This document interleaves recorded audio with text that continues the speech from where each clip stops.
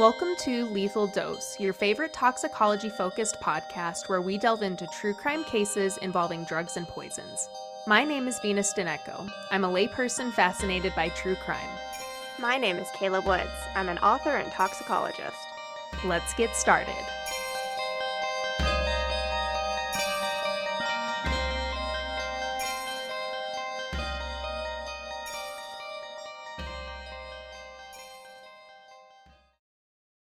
Content warning for mentions of child abuse. So, where and what do you have planned for us this week, Kayla? So this week we are talking about a killer who I'm not quite sure how to refer to him. He is known as the Bikini Killer, and he's also known as the Serpent. And there was actually a Netflix series called The Serpent that was about him, and that's based on a book called On the Trail of the Serpent, which was originally published just after he was captured, and then was republished in 2020. It's a really good source. The journalists actually got to talk to him. They met him and they got to talk to him before he decided to keep his mouth shut about everything. So it's a very good source. And I also read a book called Serpentine, which was more editorialized and not as good, but still interesting. Yeah. Excellent.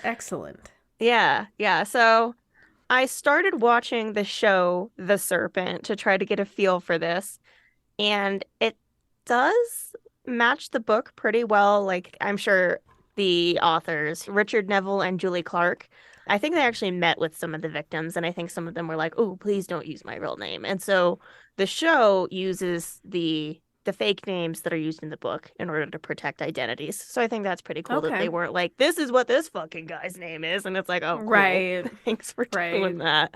But the show, like, goes in and out of chronological order in a way that, like, was not at all effective for me. Like, I knew what the story was, and I was still like, where are you going? What are we doing right now? Where are we? Even when you know what's going on and you're asking what the fuck is happening? Interesting. Yeah. And it's not like I've never seen a show or a movie that went out of chronological order. Like, it was just really disjointed. So, yeah, I've actually wondered myself, like, should I always go in chronological order on the show? But for the sake of this story, yes, for sure, I'm 100% going in chronological order. Because if you've seen the show, I'm sure it was confusing. And so I'm going to straighten that out. Excellent. Yeah, so we're going to start at the beginning and go in order. And when we get to the end, we're going to stop. Love to hear it. So where do we begin?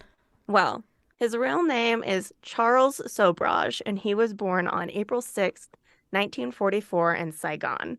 His mother was a Vietnamese woman named Ngoai, and his father was Ngoai's boss, a wealthy Indian man named Ho Chand, who owned 2 tailor shops. Charles's birth name was originally Gurmukh, which is an Indian name, but he was later christened Charles after French President Charles de Gaulle, because there was a lot going on in international politics at the time. During this era, Vietnam was a French-occupied territory, and it was actually called Cochin China. Cochin China? It doesn't seem right any way I say it. I verified the way to say, like, everything in this episode, and no matter how I look at that, it's not right. It is definitely weird looking. And actually, Cochin China was just a portion of the colonies that were at that time referred to by colonists as French Indochina. And this had a massive impact on Charles's life coming up in French Indochina. And his father's success came from being wealthy in India and then prospering in Saigon as a moneylender to the disenfranchised Vietnamese. Yeah. Okay. So, under these circumstances, having been born in Saigon, Charles should have been able to claim French nationality because Saigon was in a French colony. And to make sense. But to make things more confusing and fucked up for the people of Vietnam, from 1940 to 1945, Indochina was a French-administered possession of Japan, and the French permitted 30,000 Japanese troops to be stationed in the countries of Indochina and allowed them to use all the major airports in Vietnam. Are you still following? I'm doing my best. I think so. There is a lot happening. And so because of this occupation, during this time, Ngoai and 1-year-old Charles were kidnapped off the street and taken for ransom. But Hotchand was able to get them back using his social connections, and the gang responsible for the kidnapping was apprehended by the Japanese military without harm to Nwai or Charles, and without any payment being made for Hotchand, which is good because he actually didn't have as much money as the gang thought that he did. And Gotcha. That's pretty fucked up, though. and it's just one of the first things that like so Richard Neville and Julie Clark, I really liked them because they were like, we were able to verify everything that's in this book. Serpentine, not able to Sure. verify as much, but they were like, yeah, we went back, we looked at records. So this happened, even though you're like, what the absolute fuck? They were kidnapped for ransom? Right. Right. And A his life, child, like a child and a parent, not just the yes. child. You know what I mean? Like, Yeah, yeah. yeah. And it just gets fucking weirder from here. So, Noai and Charles, they lived in Hachan's lavish apartment, but she was only his mistress. When she was pregnant with their second child, Hachan went on a trip to his hometown of Pune, India, and when he returned, he told Noai that he was now in a marriage arranged by his family. And he Mm. told Noai that like the marriage doesn't matter, or whatever, and she could still live with him in Saigon, but she took 3-year-old Charles and left. And then after that, she met a French soldier from Bordeaux named Jacques Roussel. And the two of them were married in September of 1948. And Charles's baby sister, who was Hachan's daughter, she was named Nicole after Jacques' mother. Charles was also formally adopted by Jacques at the wedding and accepted as his own son, but Charles never really accepted Jacques. And he didn't take well to the change in his environment from a large, lavish apartment with servants to army barracks. I mean, that is quite the disruption. Yeah, Sure. yeah. And then when Charles was restationed in Marseille, Noailles decided that 4-year-old Charles would be happier living with Hochand instead, and so the boy was put back into the care of his father and then left in Saigon while the rest of the family went to France. So in 1945, towards the end of the war, the Japanese, and this is World War II, because there's also the Vietnam War, obviously, is going to come up. So this is World War II. The Japanese forces left the countries of Indochina for fear of French retaliation. The Viet Minh seized Hanoi, but the French wanted to maintain their power in Vietnam and the rest of Indochina. So, as we mentioned in the Agent Orange episodes, in 1946, there were essentially two Vietnams. There was the communist led North and the non communist South. An agreement was drawn up between the French and communist leader Ho Chi Minh that gave Vietnam the status of a free state in the French Union and promised the slow removal of French troops over the next 5 years. However, the French, unsurprisingly, did not want to give up their perceived power over the country, and the agreement fell apart and led to the start of the First Indochina War in about December of 1946, which is essentially the start of the Vietnam War. The Viet Minh waged guerrilla warfare against the French and were aided by China, while the French were aided by the United States. And if you want to hear more in-depth coverage of this, I would again just say go listen to the Agent Orange episodes. But all of that is to say that in 1951, Jacques and Noailles, along with their 2-year-old son Jean Daniel and a fourth child on the way, returned to Saigon by orders of the French military. Upon their return, Noailles discovered that Hachan's wife, Gita, was essentially making her 7-year-old son, Charles, fend for himself on the streets. And Oh no. I know, I'd be so upset. And I think what's even more unfortunate is that Charles loved the rough lifestyle of like selling sugarcane and making bets with French soldiers and like just hanging out with the other kids in this like worn, torn town that like kind of just anything is going right now because everything's fucked up.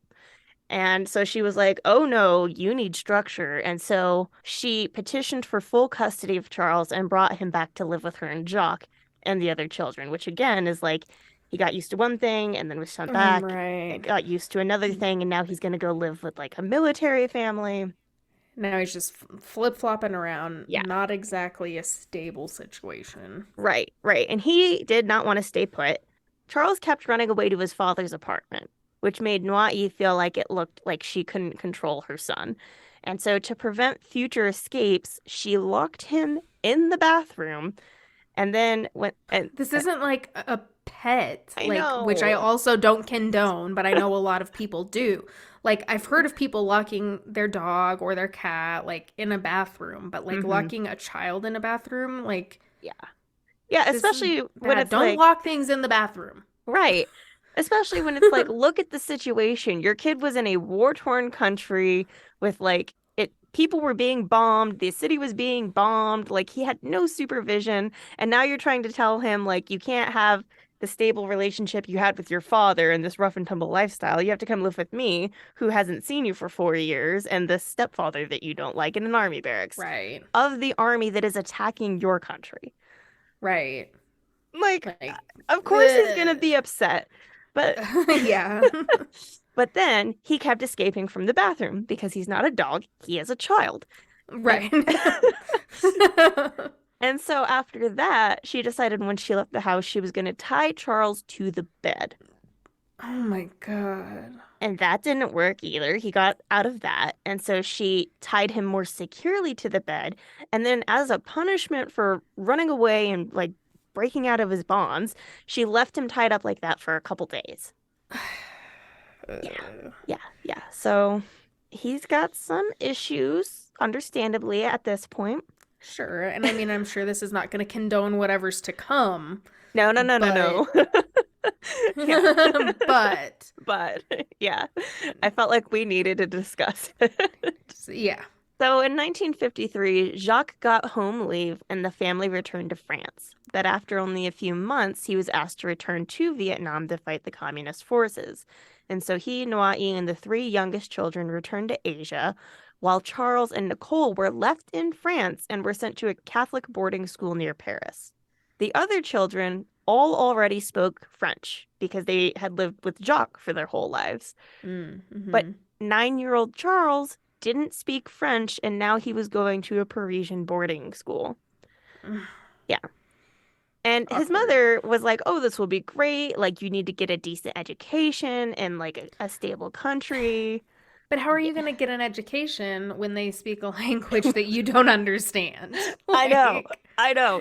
Think like, about it, Noai. Think about it. yeah, this, oh, Yeah. that's gotta be uncomfortable. It was And uncomfortable. Like, he had to be in a lower class because he wasn't doing well. And then on top of everything, he was like wetting the bed. He was struggling with bedwetting. And like, mm, I can fucking see why. Like, we've named all the reasons why this might. right, And right. so Nawai, she was like, oh, this is a problem. And so, like, instead of helping him out in any way, and of course, it's the 1950s, there's not going to be therapy, but she was like, I'm just going to tie a string around the tip of your penis at night, and that's going to be the Oh solution. my God. How did she see this being the solution? Like, I don't know. I oh don't, my God. yeah. Okay. Yeah. Okay. Yeah. Yeah. Yeah. So he had a sad Harry Potter life at boarding school because, he wasn't good at weird niche sports. He was in remedial classes. He was a minority in a European country.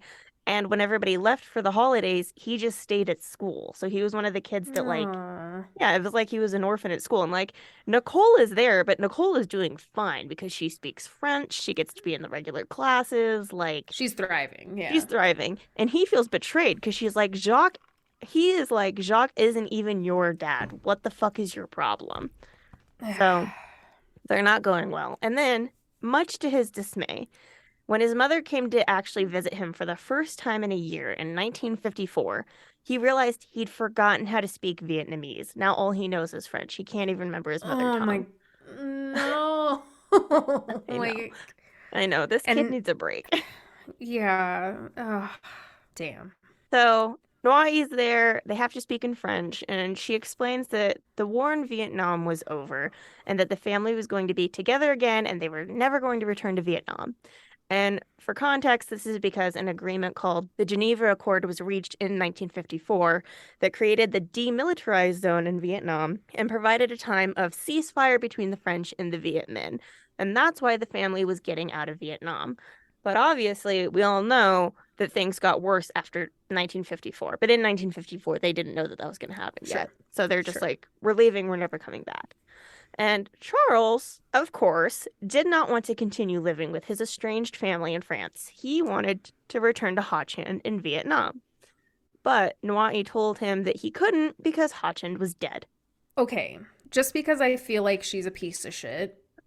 Like, was she, like, did he actually die? Or is this something she's just telling him so that he doesn't want to go back to be, like, that he doesn't look at that as an option? Like, did he actually die? No, he did not actually die. See, I knew. Charles kind of Okay. figures it out too. Like, it doesn't take him long either to be like, I don't think he's dead. I think you're lying to me. Yeah, Yeah. yeah, this seemed like a big fat lie. Okay. Yeah, yeah. But so in 1957, Jacques got an administrative post in Senegal, and the family, which now included 7 children, moved to Dakar. They lived in a tin-roofed bungalow, and 13-year-old Charles taught the other children how to steal from nearby stores. He was also still doing poorly in school and couldn't hold any of the jobs that Jacques tried to secure for him, but no one was really doing all that well in Senegal. Jacques himself was actually suffering pretty badly from what would likely be diagnosed today as PTSD and had horrible night terrors that kept everybody else up at night. He would like just scream and like thrash in his sleep. And at this point, Noai began cheating on him. Yeah. Mm. So after their stint in Senegal, the family relocated again back to France, where Charles was again sent to boarding school. And he still wasn't doing well academically, but and he was still actually wetting the bed at 15. He wasn't doing well mentally. But this time he spoke French, and some of the kids thought he was cool because he was worldly and had lived a bunch of different places.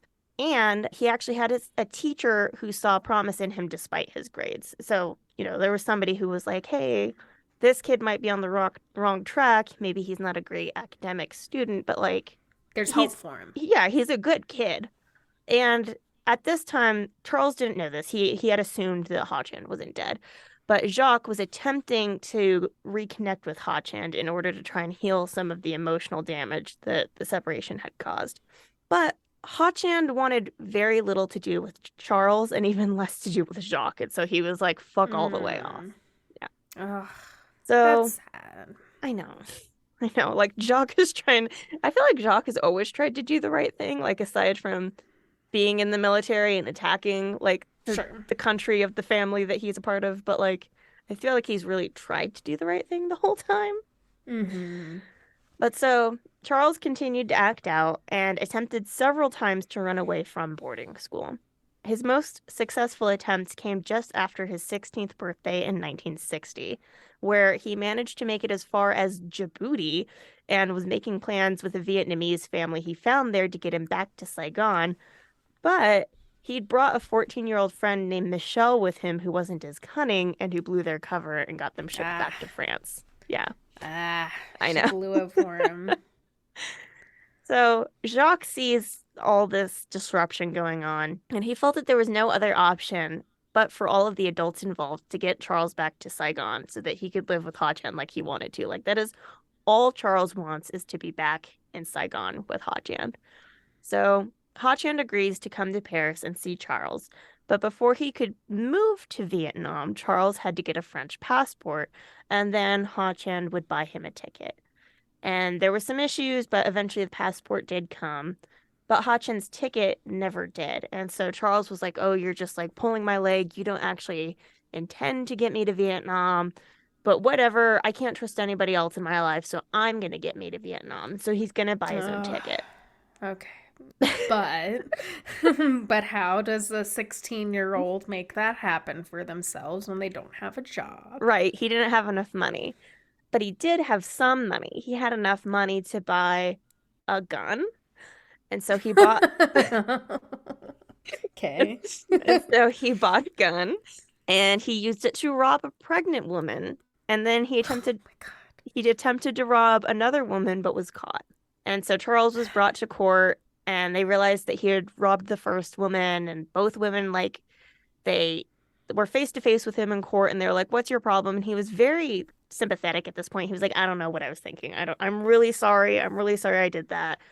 They didn't press charges, but he was still put in juvenile detention for 6 months and then had his passport revoked. Oh no. So now Yeah, Eden's a no-go. Right. And it wasn't revoked because of the criminal charges. French authorities actually determined he never should have received a passport in the first place because he wasn't actually a French citizen and his nationality was undetermined, according to them. Yeah. So Okay. he's this child who feels Wandering. unwanted Yeah. and he has no Yeah. country. Yeah. Yeah. Wow. Yeah. Okay. And at this point, like Charles's behavior and the robberies and holding women at gunpoint, this completely broke Jacques to the point where he no longer recognized Noai and he was put in a mental hospital where he would live out the rest of his days. Ugh. And this left Noai to raise the six younger children on her own with his disability pension. But before he was hospitalized, he had already started the process to get Charles his laissez-passer passport, which is basically a temporary pass. And so in March of 1961, Charles was able to leave France for Vietnam because of the last thing that a sane Jacques ever did. Well, that he really does seem like a good guy who was trying his best to do right by this kid who's not even his. I You know. know, like Yeah. I feel bad for Jacques. I feel bad for Jacques too. Ugh. Yeah. So he finally gets to Vietnam. It's been almost a decade since Charles had last been to the apartment in Vietnam, and a lot had changed. Ha Chen had left his first wife, Gita, with whom he'd had six children, and was now married to the children's nurse, Chu, and had three children with her. Still, Charles had his own room in the apartment, and Ha Chen got him a job at one of his tailor shops and was having him learn business and English. And for a while, Charles was just enamored with this lifestyle. Like, he gets to live in the lavish apartment, he gets to learn business, there's money, but it was all straight business. It wasn't the rough and tumble betting that he was used to in Vietnam, during World War Mm-hmm. II. And so he started stealing from his father to pay for gambling and women. And Ha Chan has 10 children because Chu just gave birth to a son. And so when Charles's visa expired, he was like, get the fuck out. Like, I can't have you just fucking things up right now. Oh my god. But his nationality was still undetermined, and he was told that since he was born in Saigon, he'd have to join the Vietnamese army. And Charles actually didn't mind that. Like, he had no qualms about like joining the American war in the jungle to drive tanks and shoot at Americans and all of that. He thought that that was going to be like the most romantic thing he'd ever heard of. But Mm-hmm. Ha Chan was like, no, you are not going to fight in the American war. And so his plan was to have Charles naturalized as an Indian, which would have excluded him from the Vietnamese draft. But it meant that Charles would have to live in India for a year, learn a dialect, and then after that year, have a comprehensive understanding of Indian culture. So a lot of studying A would have lot of, to happen. yeah, a lot of work to be done. Yeah, and that is not Charles's forte up to this No, point. no. So he was in Bombay for 3 weeks before he jumped a fence and returned to Vietnam. And then Ha Chen just found him like eating cereal or something in the kitchen. And of course, Ha Chen was furious and he put him on a ship back to Bombay and told him, you're not wanted here. Oh my god. Yeah, yeah. But Charles decided to just stay on the ship. He wasn't going to get off in Bombay because he found out that it went to France afterwards. And so Okay. when it darked in Marseille, since he didn't have a nationality and was only given a visitor's pass to Vietnam and couldn't work, things didn't work out for him when he got to France. They were not happy with this guy who has no nationality and no passport.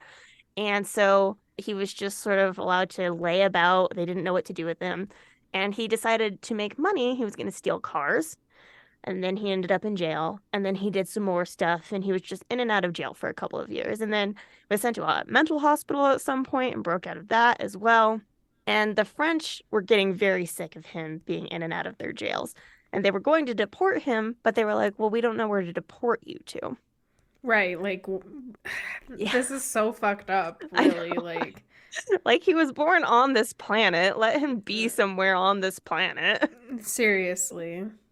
So at this point, when they're trying to figure out what to do with him, it's 1966, and a lawyer named Alain Bernard took pity on Charles's situation and decided to help him. He became a regular visitor to Charles in the Poissy jail and reestablished communication between Charles and his mother and his father, and actually helped him gain a His birth nationality. father or Jacques? His birth father. Yeah. Okay. I mean, he can still talk to Jacques, but Jacques, like, Gone. yeah, Gone. he's gone. Yeah. He's gone. So he was able to get him a nationality because Bernard found that an 1898 law that was technically still in effect, and it stated that individuals born in Saigon automatically had the right to French citizenship. So Charles is French, officially. Woo. Yay. It's finally decided. Yay. He's only 24 years old now. Right. So he was released from jail in 1968, which was actually 11 days after his 24th birthday. And Bernard liked him so much that he even let him stay with him to get on his feet and help him find a job, and was like, I am here for you. I'm going to help you out. Oh, wow. Okay. Yeah. So that's in April. And during his first evening of freedom, Charles met 21-year-old Chantal Compagnon, and in May, he proposed to her, and she said yes. Yeah. All right. Moving very quickly. Yeah. And her parents weren't happy about it, and Bernard wasn't happy about it. Everybody's like, whoa, let's pump the brakes. Pump the brakes. Yeah. And Bernard wasn't happy about it because he knew that even during their month-long courtship, Charles had been cheating on Chantal with random girls. And Chantal knew a little bit about Charles's criminal past, but Bernard knew she didn't know all of it. Like, she didn't quite know what she was getting into. And he also knew that, like, her parents also didn't want her to marry him. Like, with good reason. Like, get to know the guy first. Sure. Yeah, sure.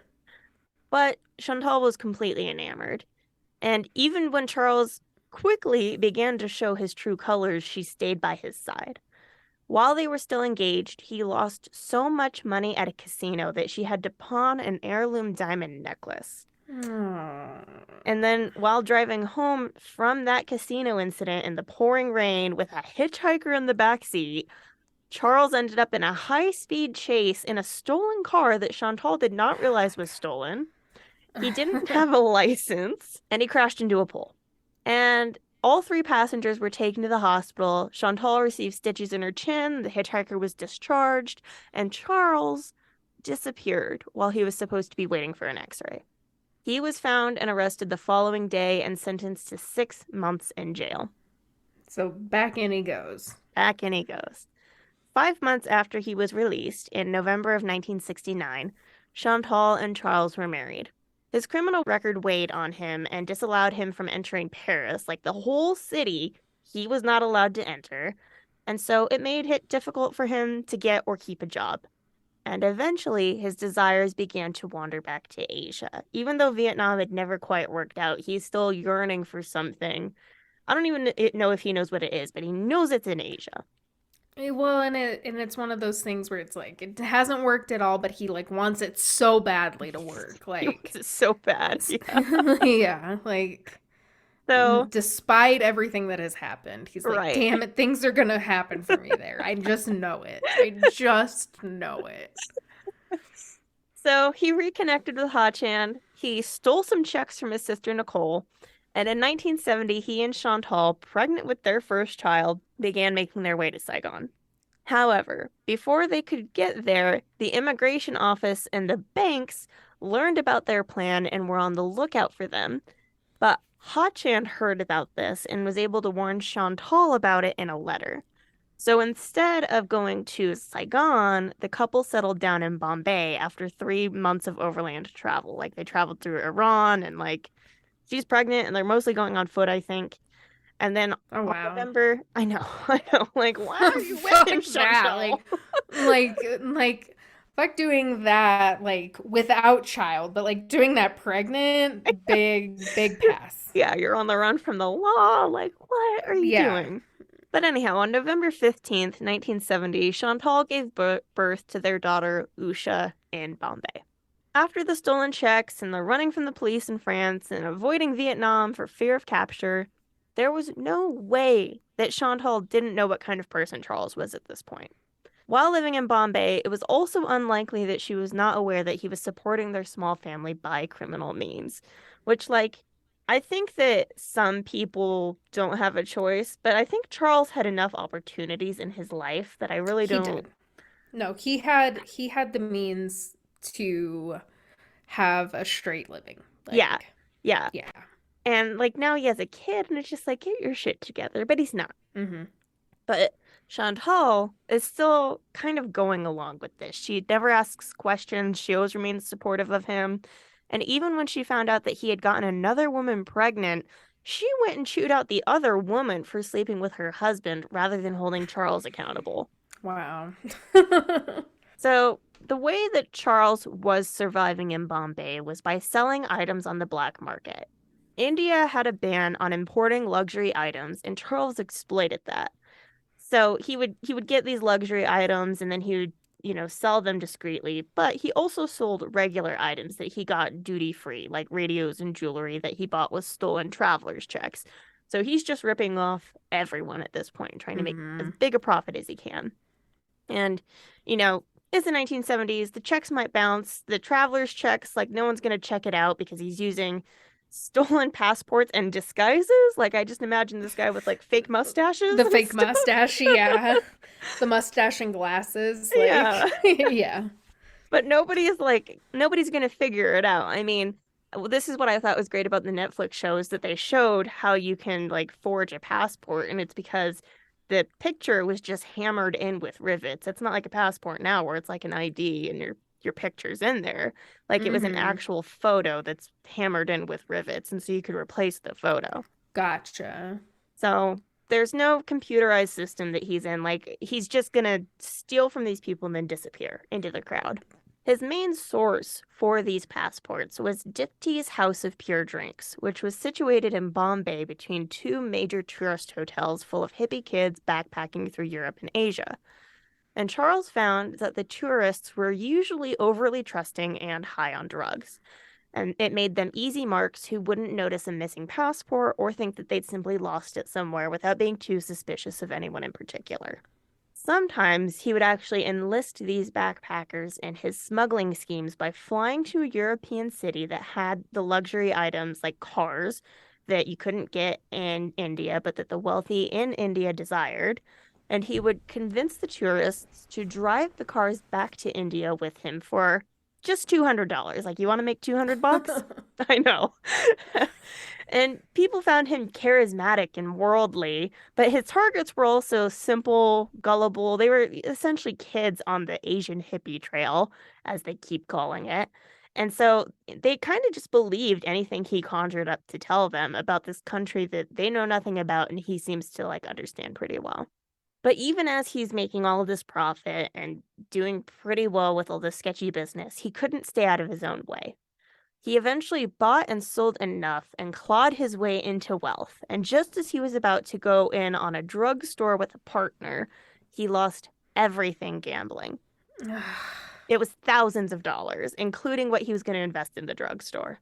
So, just before Usha's first birthday, he disappeared unexpectedly without telling Chantel where he was going, but said he'd return soon. She waited and waited, fearing the worst. It's not like she's hearing from him. And then she figures out where he is because she read the following news article in a newspaper. And this is reprinted or summarized as it was in The Life and Crimes of Charles Sobhraj. Two Frenchmen held in city Delhi robbery. In a surprise swoop, Bombay police arrested two French nationals allegedly involved in the sensational robbery from a jewelry shop in Delhi's Ashoka Hotel. The police have also unearthed a gun running racket with international ramifications. The alleged Ashoka Hotel robbers were caught near the Taj Mahal Hotel. Charles Sobhraj walked into a police dragnet.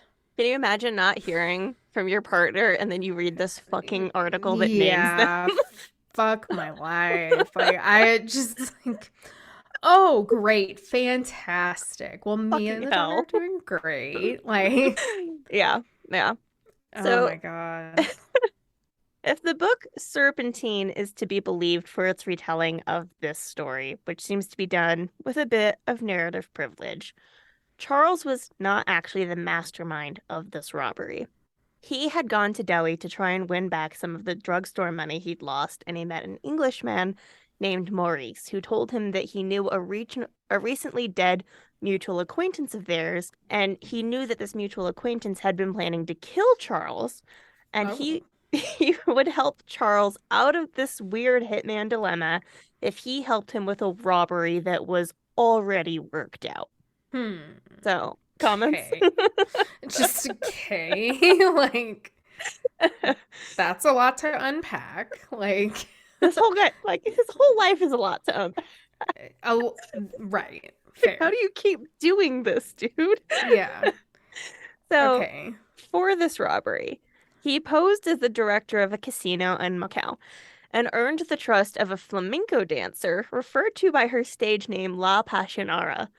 It sounds like a bad joke, but I swear to God, this is what the story was in this book. So she's a dancer at the Hotel Ashoka, and he convinced her that he could hire her at his casino for a better salary. So along with a French accomplice only referred to as Pierre, because he's a French accomplice, he convinced La Passionara to allow him into her room and at first tried to convince her to become a co-conspirator in a jewel smuggling operation. She refused that because she's just a flamenco dancer and doesn't want to get involved in that nonsense. Right. So smart. It's at this point that he admits there is no other casino, and she wasn't even actually that important to them. Okay. We actually didn't need you. We don't need you. What we need... Now that you've declined, we just wanted you to know. We didn't even really need you to begin with. I know it sounds like one of those Tinder things where it's like, hey girl, and you're like, you, and they're like, fuck you, you're ugly anyhow. But like... Yeah, exactly. Exactly. But so they tell her that we just need your room because your room in the Ashoka Hotel, which was part of her salary for dancing there, she got room and board. It was situated exactly above a jewelry shop that was part of the hotel. Okay. So their plan... So actually, we do need you. We need your room. Yeah. But now you know about the plan, so now you have to stick around. So their plan was to begin drilling through the floor of the room into the ceiling of the shop around 2 a.m. during a blackout, because for whatever reason that I couldn't quite figure out, Delhi was doing these like mandatory blackouts to like save electricity or I'm not sure why.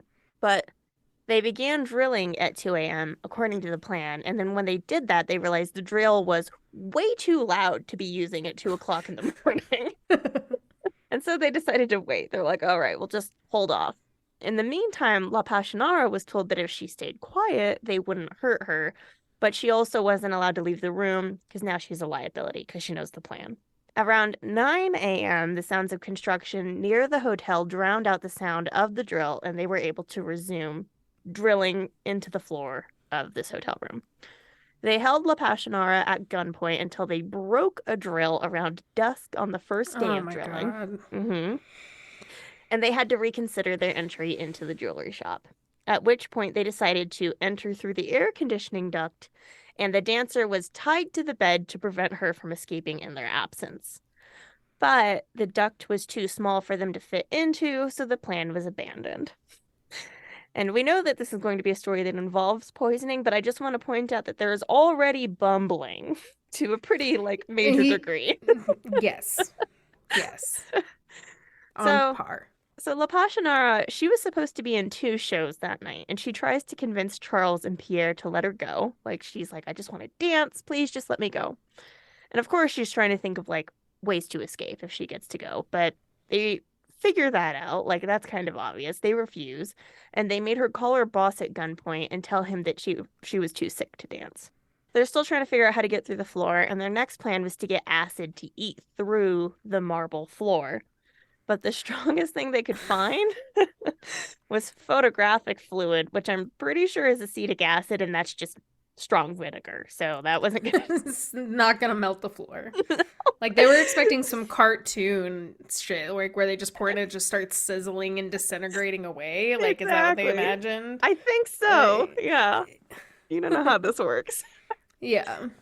So that wasn't gonna work. They decided there's probably no way that we can actually get into the shop from above. And so finally, Charles decided that if they couldn't get themselves to the jewels, they would bring the jewels to them. The next day, this is day 3, Charles ordered the dancer to have the shop manager bring her a selection of fine jewelry, telling them that she wanted to purchase something for her mother. When the jeweler came up to her room, she was tied to a chair underneath a blanket, and then the jeweler gets tied up at gunpoint and gagged.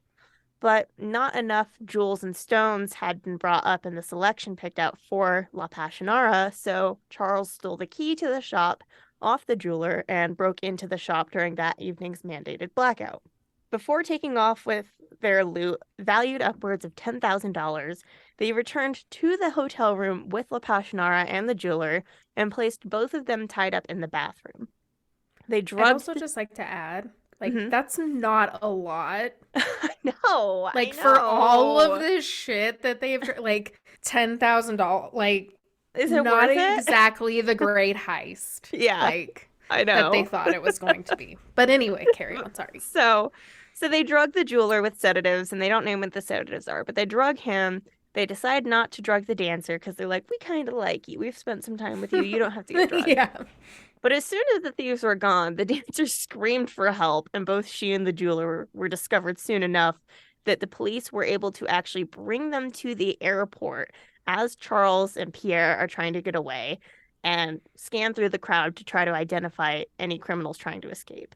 So Charles sees them in the crowd, has the bag of jewels with him about to go through customs, and decides to just abandon the bag. And he's like, fuck it, I'm out. So he doesn't even get the $10,000.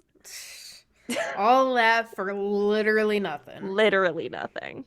He was captured a few days later, having escaped to Bombay and met up with a disappointed Maurice, who convinced Charles to make up for his losses from the last robbery by attempting to rob the Taj Mahal Hotel, which was thwarted because he was identified for his part in the luxury vehicle smuggling operation that I mentioned before. Oh my god. So he was arrested, but he doesn't stay in jail for very long. By December, he'd been admitted to the hospital for an appendectomy that he actually didn't need because he faked the symptoms of appendicitis in order to get out of a jail cell and to be purposely put in the hospital. Chantal helped distract the guards while he slipped out of the handcuffs and escaped the hospital, but he was caught that same night and both of them were put in jail. When they were released in January of 1972, Chantal sent Usha to her parents in Paris, and the couple fled India together. In July, they were arrested in Kabul for failing to pay a hotel bill, stealing a car, and attempting to illegally cross the border into Iran. Again, Charles got himself out of jail and into the hospital by faking illness, this time claiming he had a peptic ulcer. Some of the details of the minor crimes committed by Sobhraj are a little fuzzy, and this is honestly one of them. In one account, possibly by Charles early on, he somehow drugged his hospital guard with chloroform. But I personally doubt that this actually happened. The thing that I believe actually happened is that he asked for sleeping pills while in the hospital and was giving chlorpromazine, which is an odd choice for a sleeping pill since it's an antipsychotic, but this is still more likely than him somehow having obtained chloroform and then holding on to said chloroform and then dosing a guard with it in their coffee to put them to sleep. I don't see that being the version that actually happened. But either way, Charles is said to have escaped from the hospital by drugging the guards and just walking out. And 2 weeks later, he was back in Paris. He was still a wanted man in France for defrauding the bank, but he wanted to get his daughter back as he plotted to get Chantal out of jail in Afghanistan because she's still there. Yeah. He's such a dick. He's like, I know. Yeah. Jeez. So he gets his daughter back. He's caught in Yugoslavia with a fake passport and placed on house arrest at a hotel. But he escapes.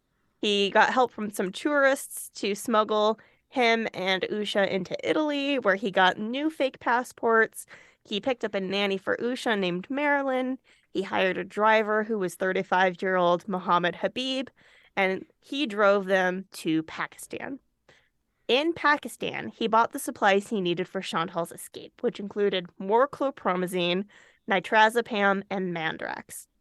Here, he drugged the driver with something and put him in the trunk of the car to sleep, but decided that whatever sleeping pills he gave him, which were probably more chlorpromazine, weren't enough, and he needed another shot of chlorpromazine to keep him asleep for the trip to Tehran, where he would take the man out and leave him, and then move on with the car. In Pakistan, he also picked up a Dutch traveler. For some reason, he keeps picking up hitchhikers. Yeah, I was gonna like, why do we need more people on this journey? But okay. Her name's Diana. She's also headed to Tehran, and she immediately became a liability when he opened the trunk at their destination and found that Habib overdosed and died, and was yeah, and was already beginning to decompose in the desert heat during the drive. Diana saw the corpse, and he forced her to help him dispose of the body. Oh my God. Can you imagine? Like, No! I'm just trying to catch a fucking lift. God. I did not sign up for disposing of a body. Like, yeah. Oh my God. Okay. But anyhow, before we get into the details of that, why don't we talk about the actual poisoning that just happened? Let's talk about chlorpromazine.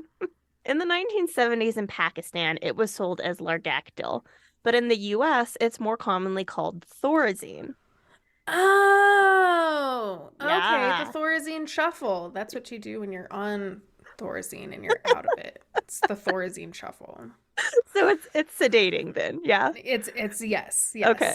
Big time. I mean, big time. That's what it's used for here, but it seems like it must be an off-label use because I couldn't see anything that suggests it's actually used for sleeping medication. No, I just knew it as I had no idea of it by this name. I know it as Thorazine. So like, yeah. Excellent. So used for the treatment of schizophrenia, bipolar. It's also an antiemetic, and it can be used to treat tetanus. And what I thought was interesting, you might think is interesting, is that it could be used for acute intermittent porphyria. Yep. What is that? Do you know what that is? The porphyria. I know, but acute intermittent? How do you have intermittent porphyria? Because you have intermittent attacks.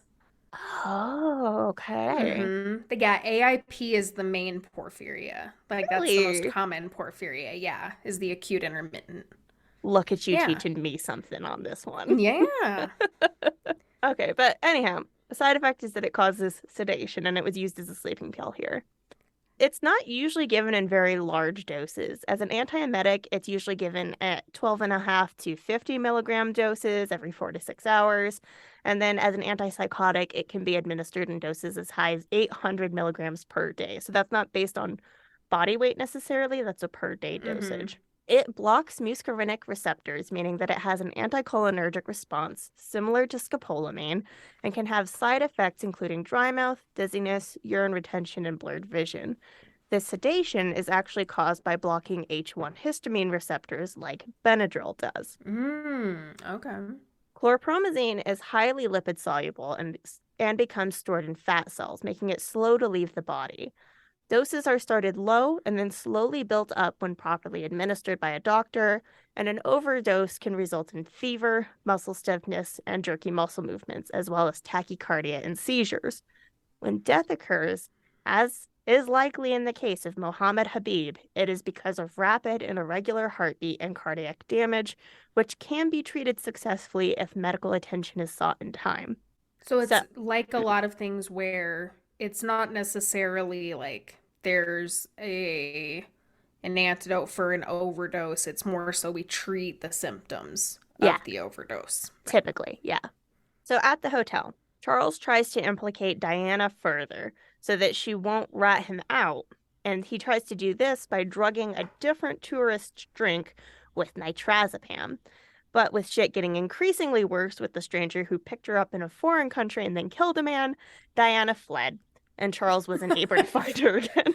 No fucking surprises here. No surprises here. She got the fuck out. She's like, I am in way over my head. This is far too much for me. I am out. I am out. All the way out. I am out. Yeah. So when the police showed up at his hotel room, Charles was completely unsurprised. I've been expecting you. What did catch him off guard, however, was learning that he wasn't being arrested for murder, but was being kidnapped by the Iranian secret police for illegally smuggling passports into the country. Okay. And again, like, I was reading this and I was like, and you say that you confirmed this, Richard Neville and Julie Clark? Like, this is a fucking weird ass story, but Mm-hmm. they said they did. And so I have no way to verify this, but this is what they wrote. He was able to trade his life for the names of anti-Shah activists somehow. Like, how does he know anti-Shah activists? And that's like a royal highness type person in Iran. Okay. But like, Okay. how do you know these people that you can trade their names in order to like, Right. and so Hmm.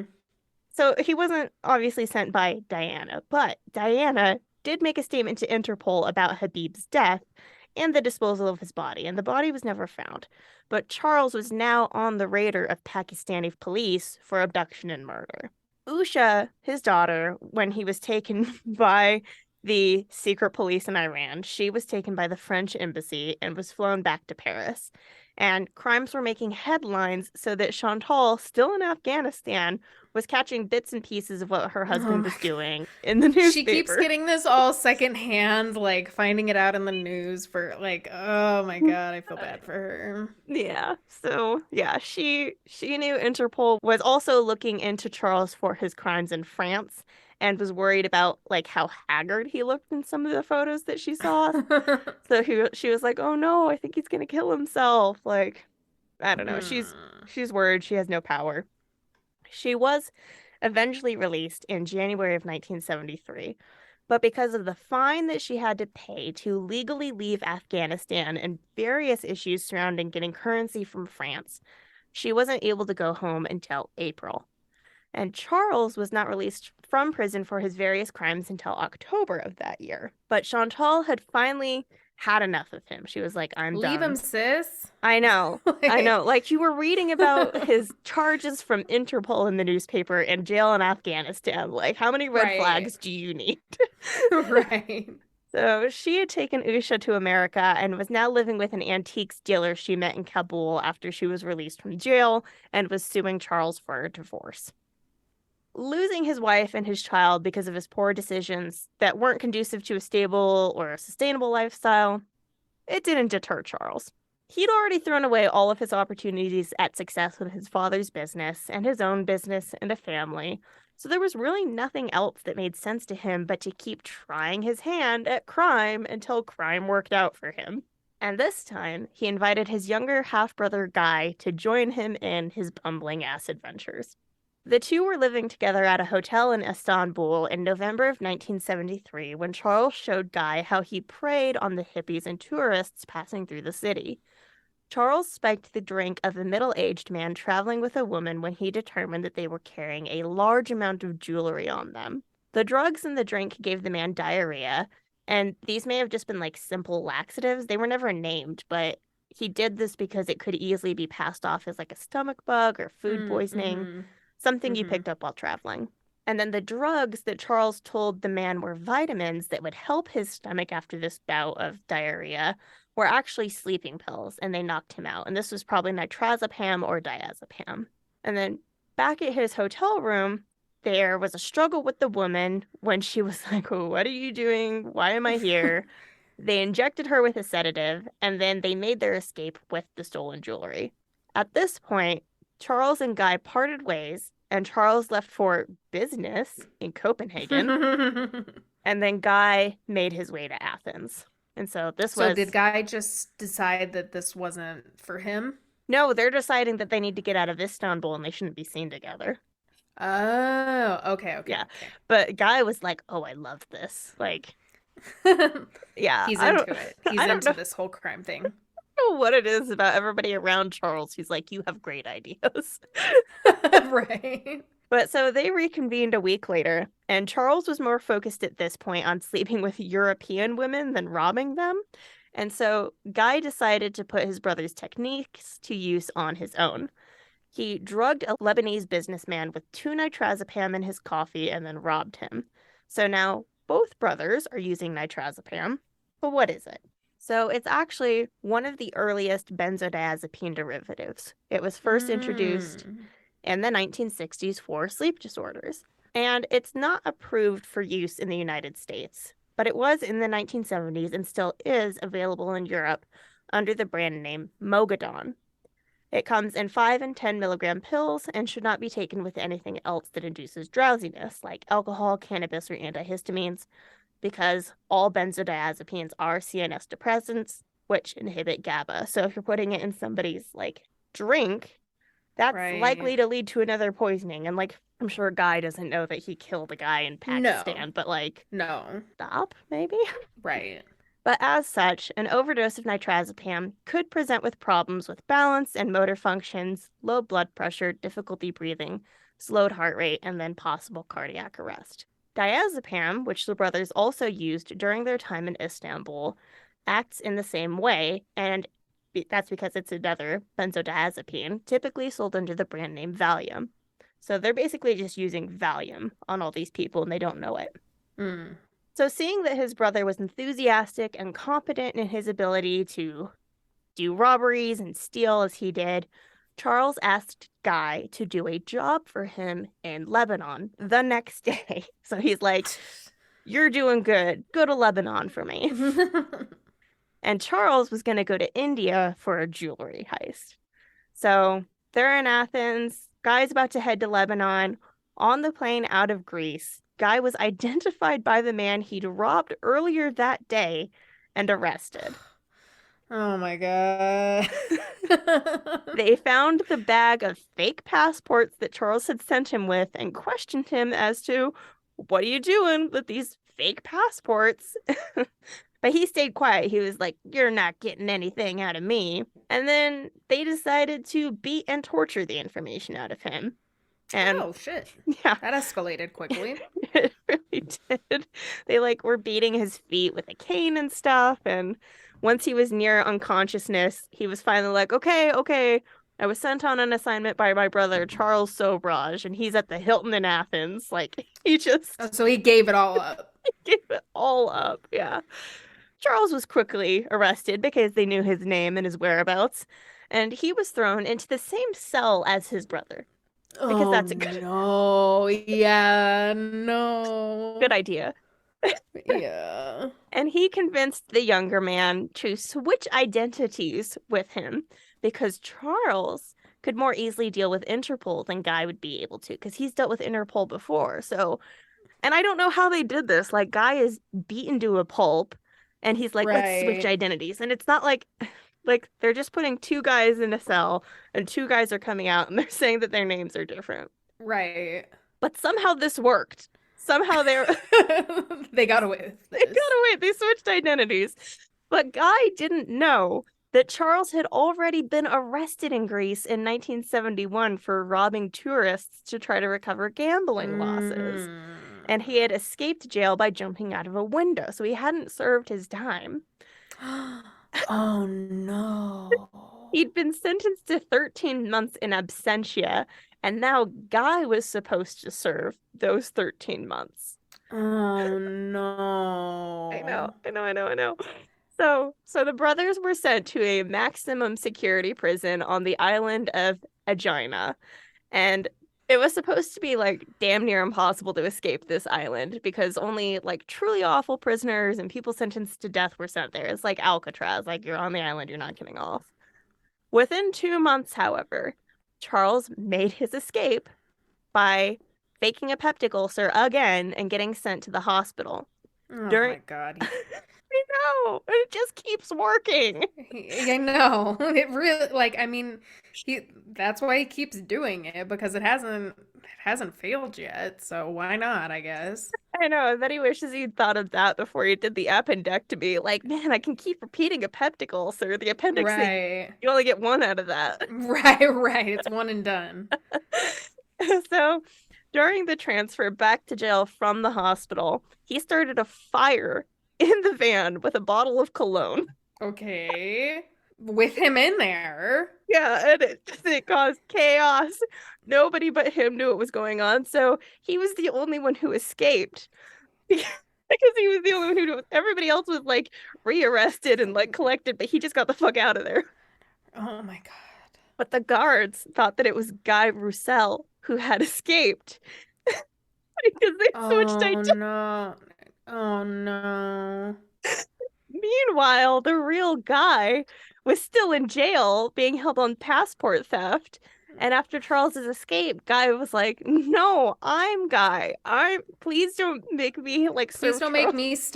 me right serve all of this time. And And he they're was like, sure, that's what you would say, yeah, Charles. That's what you exactly. would say. Exactly. So he's like in this bind and he's like, no, for real.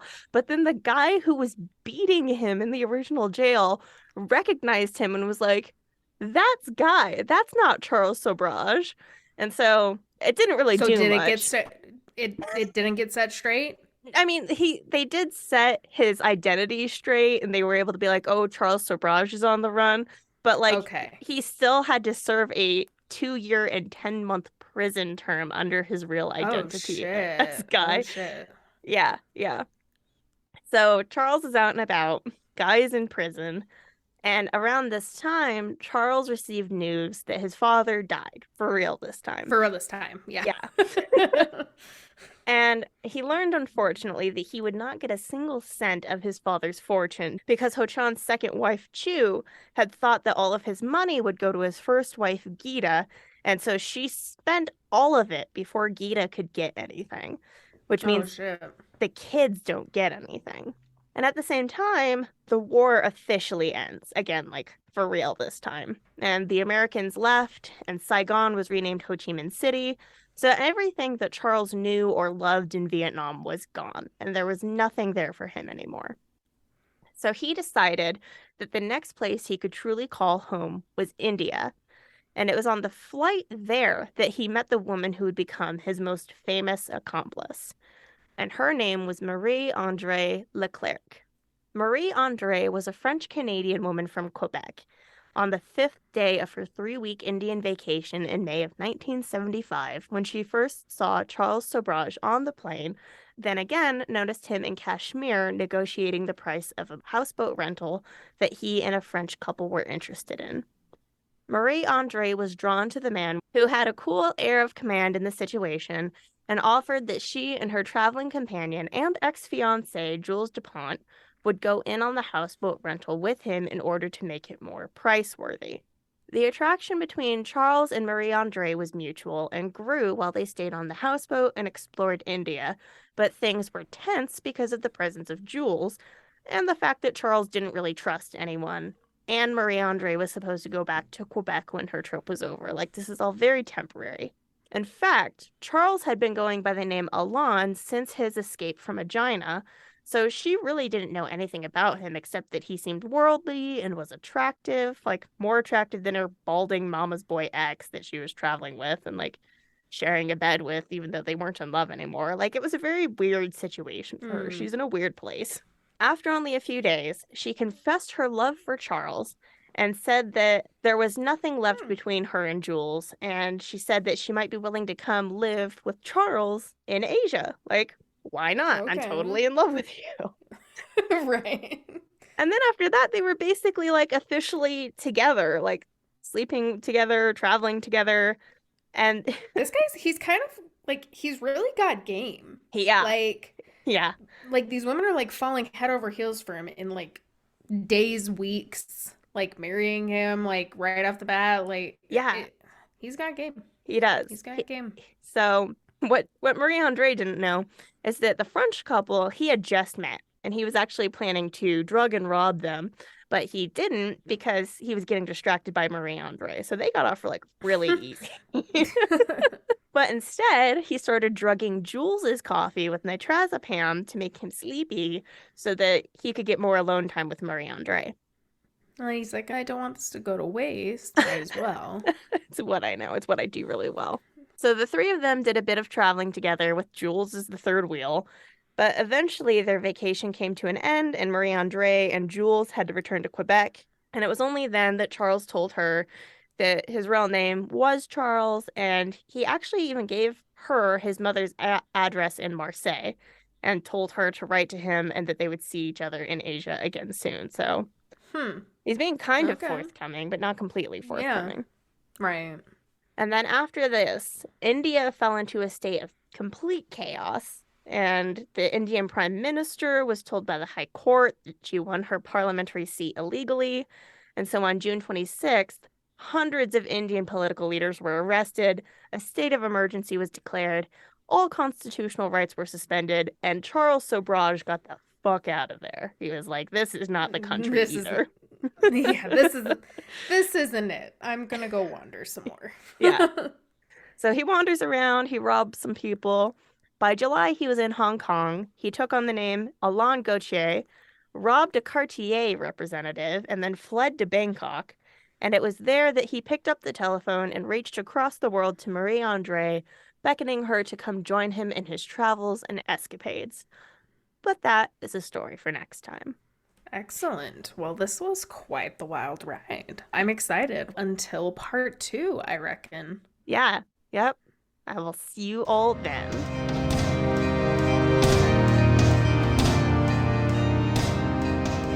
Thank you for joining us. We hope you enjoyed this episode. Please like, follow, subscribe, and review us everywhere you get your podcasts. For more Lethal Dose content, you can find us at Lethal Dose Pod on Instagram, Tumblr, and TikTok. For an overdose of content, subscribe on Patreon for exclusive episodes and much more. The show theme is Look Far by our dear wizard friend Fogweaver. More of their music can be found on bandcamp.com. Lethal Dose is created, researched, produced, and edited by Kayla Woods and Bina Steineko. Stay safe, and remember, the dose makes the poison.